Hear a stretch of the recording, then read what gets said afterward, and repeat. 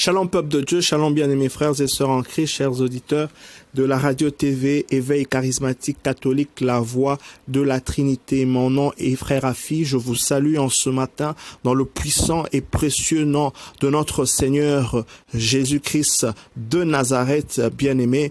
Oui, c'est vraiment une grande joie pour ce jour, bien-aimé, de partager la parole de Dieu qui est tirée de Luc 24 à partir du verset 5. Élevons le nom du Seigneur.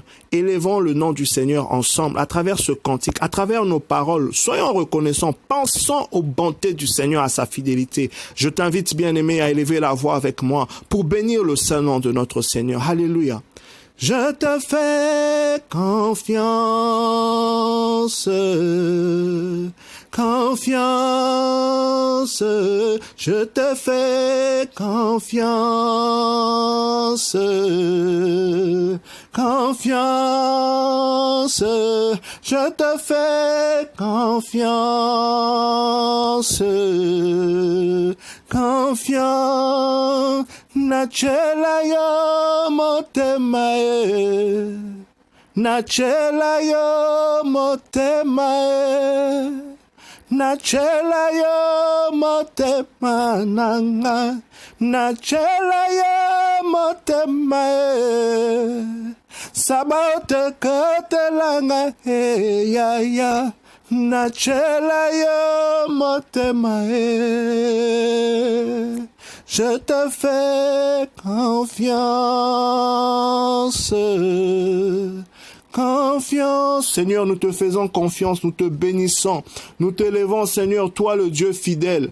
Oh, nous venons te célébrer en ce matin. Tu as manifesté ta bonté, ta fidélité, Seigneur, pour la vie de mon frère, ma soeur, pour ma vie, Seigneur, pour nos familles, pour nos nations. Nous venons être reconnaissants, Seigneur. Merci pour le souffle de vie. Merci, Père, pour ce temps que tu nous permets de venir écouter de toi. Merci pour les grâces, les transformations qui se font déjà, Père, à travers cette parole qui est communiquée. Nous voulons bénir ton saint nom, Yahweh. Nous venons reconnaître ta grandeur, ta puissance, El Shaddai. Nous venons t'élever au-dessus de tout en ce moment. Nous venons te lever au-dessus de cette exhortation, au-dessus de toute pensée. Nous ramenons toute pensée captive à l'obéissance du Christ au nom puissant de Jésus. Oh, nous t'élevons, Yahweh. Nous te bénissons, nous te laissons la place. Nous venons te contempler, t'admirer, te louer, t'adorer. Seigneur, nous venons te magnifier, Seigneur. Que l'honneur, la gloire te revienne. Nous nous prosternons quand nous regardons, Seigneur, à la création. Comment ne pas t'élever? Comment ne pas te louer? Quand nous regardons aux oiseaux du ciel, quand nous regardons, Seigneur, à tous les êtres que toi tu as créés, quand nous regardons aux étoiles, Seigneur, la Bible dit que tu connais, tu appelles chaque étoile en son nom. Il y en a des milliards. Oh Seigneur, tu es bon, tu es sage, tu es intelligent. Père, nous te disons merci pour l'œuvre de tes mains. Merci pour la création. Merci d'avoir fait de nous la prémisse de ta création. Nous te bénissons. Jésus, viens prendre le contrôle. Nous te laissons la place. Nous nous prosternons. Merci d'avoir donné ta vie pour nous. Saint-Esprit, nous reconnaissons que tu es là, que nous ne sommes pas seuls. C'est pourquoi nous t'honorons, nous t'élevons et nous te demandons de nous conduire dans les voies de Dieu, dans la vérité du Seigneur. Oh, révèle-nous cette parole, la pensée cachée de Dieu. Donne-nous le secret. Oui, emmène-nous de gloire en gloire. Emmène-nous dans les profondeurs, dans la sainteté de notre Seigneur. Viens nous révéler, oui, les choses divines, Saint-Esprit. Toi qui scrutes le cœur de Dieu. Oh, Saint-Esprit, nous avons soif de cette parole. Nous avons soif de Saint-Esprit. Que nous ne sortions pas de ce temps comme nous sommes entrés. Prends le contrôle et statue l'atmosphère spirituelle et physique. Au nom de Jésus. Amen. Alléluia. La Bible dit dans Luc 24, verset 5, « Saisis de crainte, elles baissent leur visage vers la terre, mais ils leur disent, pourquoi cherchez-vous les vivants parmi les morts? Il n'est pas ici, il est ressuscité. » Alléluia. Oui, bien-aimés, nous avons une nouvelle identité avec ce que Christ a accompli pour nous sur la croix. Nous sommes des nouvelles personnes. La Bible dit que en Christ, nous avons une nouvelle vie. Les choses anciennes sont passées. Mais force est de constater que le monde, parce que nous sommes, n'est-ce pas, dans ce monde, la Bible dit nous sommes dans ce monde, mais nous ne sommes pas de ce monde, alléluia. Donc nous avons une nature divine et une nature terrestre, alléluia. Nous avons le vieil homme et le nouvel homme qui vit dans notre corps. C'est pourquoi des fois le monde a du mal à concilier les deux. Au moment où nous parlons maintenant, bien-aimés, humainement nous sommes sur terre, mais notre esprit est avec Christ, assis dans les lieux célestes, à la droite de Dieu le Père, au-dessus des principautés, des autorités. Alléluia. Oui, parce que nous sommes esprits, n'est-ce pas? Nous possédons une âme et nous habitons dans un corps.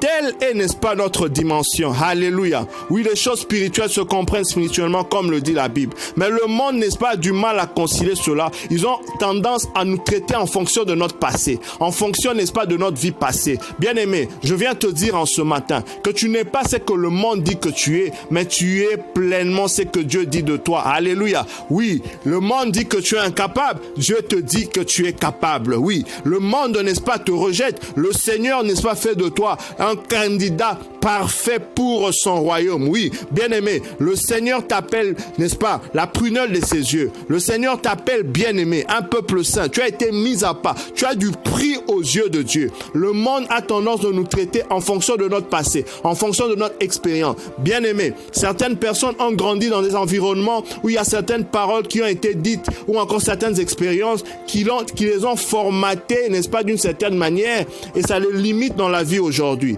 Un enfant qui a grandi dans un environnement où on lui répétait des paroles négatives, où elle a vécu dans une certaine violence, bien aimé, son âme a été bombardée par cela. Alléluia, son âme a été accablée par cela. Parce que l'âme, c'est comme l'image, comme un chiffon qui prend de l'eau. Ça prend de l'eau, et quand tu vas, n'est-ce pas, presser, l'eau va sortir. Alléluia. Donc, dépendamment de ce que l'âme a été exposée, on verra le résultat après.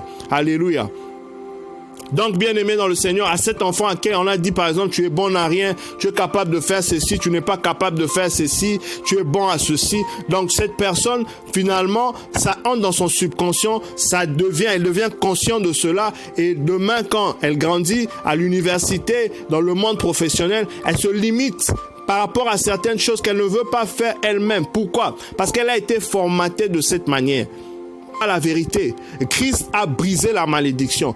Christ a brisé ce genre de situation, bien-aimé. Oui, je viens te dire que tu es ce que le Seigneur dit que tu es. Tu n'es pas ce que le monde, n'est-ce pas, te dit que tu es. C'est très important de se regarder, de connaître son identité, de vivre selon, de prendre sa fierté, de la mettre en Christ, parce qu'il nous a obtenu quelque chose de glorieux, bien-aimé du Seigneur. Alléluia. Quand il y a un faux billet, un vrai billet, la personne qui sait différencier le faux du vrai, c'est celui qui a la connaissance et du billet du faux et du billet du vrai. Une personne qui n'est seulement consciente que d'un vrai billet, quand on l'amène le faux, elle ne pourra pas faire la différence, elle risque d'accepter le faux.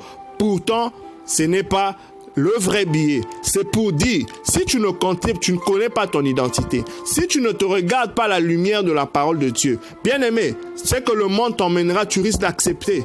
Tu risques d'entrer dans la compromission, de faire avec. Et pourtant, Dieu te voit grand. Dieu te voit illimité dans tes pensées. Alléluia. Il veut que tu puisses étendre, n'est-ce pas, ta conquête, ton terrain, n'est-ce pas, d'expansion. Alléluia. C'est très important, bien-aimé. Le monde cherchera à te traiter en fonction de ce qu'il voit, de l'apparence. Mais Dieu traite en fonction du cœur. Parce que en nous, il a mis un dépôt. Il a fait un travail extraordinaire. C'est pourquoi l'apôtre Paul dit, l'évangile n'est pas une affaire de discours, mais une démonstration de puissance. Puissance dans quelle forme? La Bible dit aussi que la proclamation de l'évangile, n'est-ce pas, c'est vraiment une proclamation de la puissance. C'est une folie pour ceux qui se perdent loin de Dieu, mais c'est une puissance pour nous qui croyons en Dieu. Pourquoi? Parce qu'on voit la puissance transformatrice du Seigneur qui nous prend des ténèbres à la lumière, qui nous prend, n'est-ce pas, de la malédiction à la bénédiction. Il y a une transformation, une puissance qui nous rend différents. Le monde a du mal à voir cela et elle nous traite en fonction de ce qu'elle voit. Or, les choses spirituelles se traitent, se comprennent spirituellement. Nous regardons aux choses qui sont cachées, aux choses qui sont invisibles et non aux choses, n'est-ce pas, qu'on voit, bien aimé. C'est pourquoi c'est très important dans la vie d'être bien avec tout le monde, de ne pas faire des favoritismes, de ne pas prendre parti pris. Tu ne sais pas qui est qui deviendra qui, bien aimé. Alléluia. Tu ne sais pas qui est qui.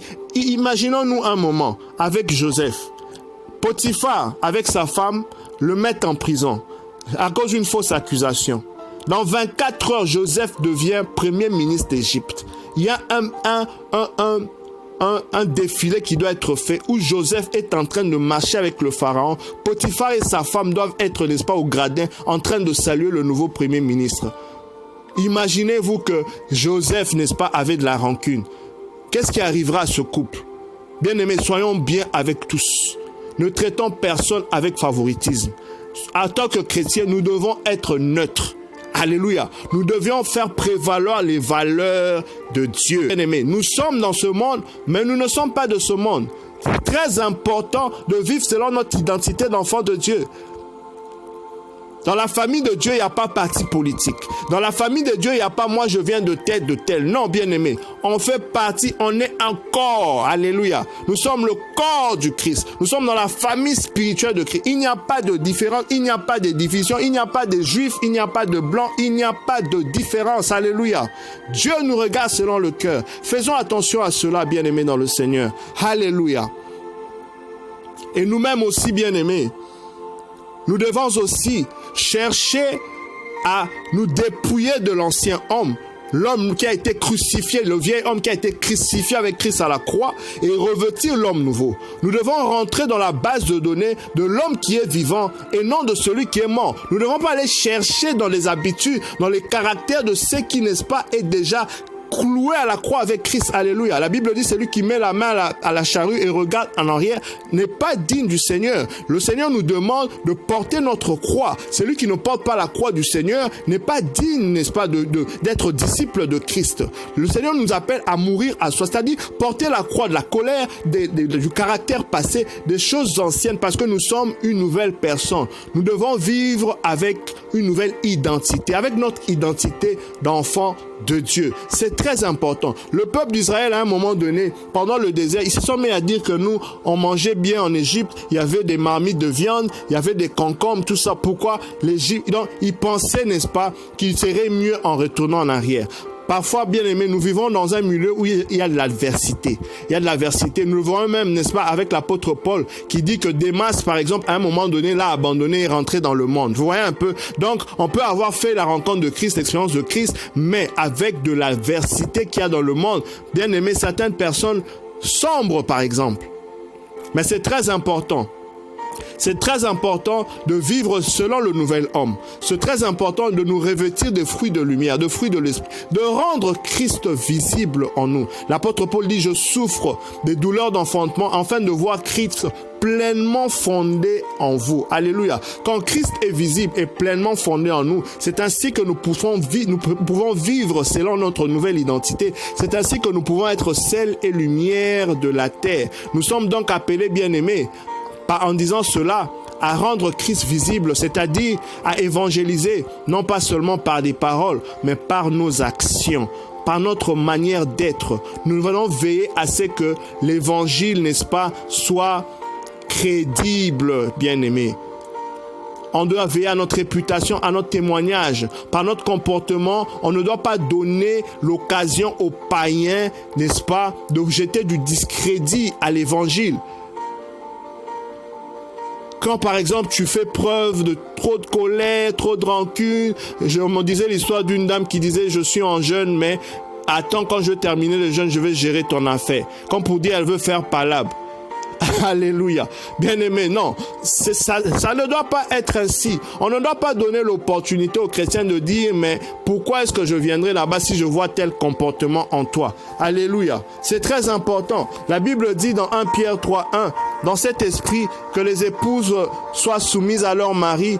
Ceux d'entre eux qui n'ont pas accueilli la foi seront gagnés par la conduite de leur épouse, mais mieux que par des discours. Il leur suffira de voir comment vous veillez à être sans reproche. Donc, bien aimé, ce n'est pas seulement les discours, mais c'est notre manière d'être, notre manière de faire. C'est ainsi que nous serons en train de vivre selon l'homme vivant et non selon celui qui est mort. C'est ainsi que nous vivrons selon l'homme nouveau, selon la nouvelle identité que Christ nous a, n'est-ce pas, accordée.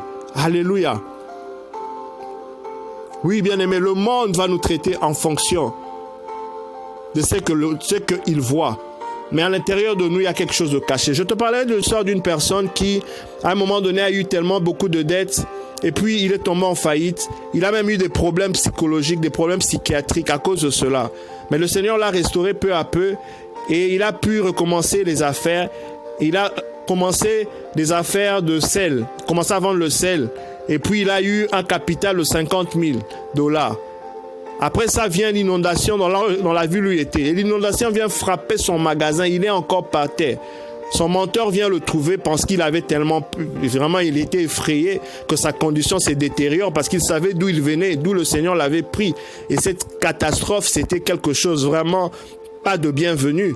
Et son mentor va le trouver au milieu de son magasin qui a été saccagé par l'inondation, en train de louer Dieu.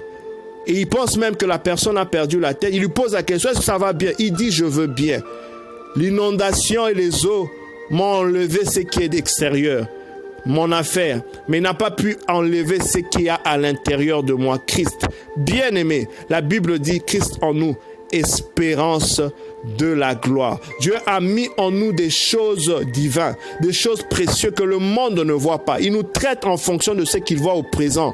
Mais ce que nous serons, ils ne savent pas. C'est pourquoi la Bible dit, vous êtes déjà enfants de Dieu, mais ce que vous deviendrez n'est pas encore révélé. Alléluia. C'est pourquoi la Bible déclare que la création tout entière attend la manifestation des fils et filles de Dieu. Ce que tu es, bien-aimé, est appelé à se manifester. La grandeur, la gloire, la clarté. Alléluia.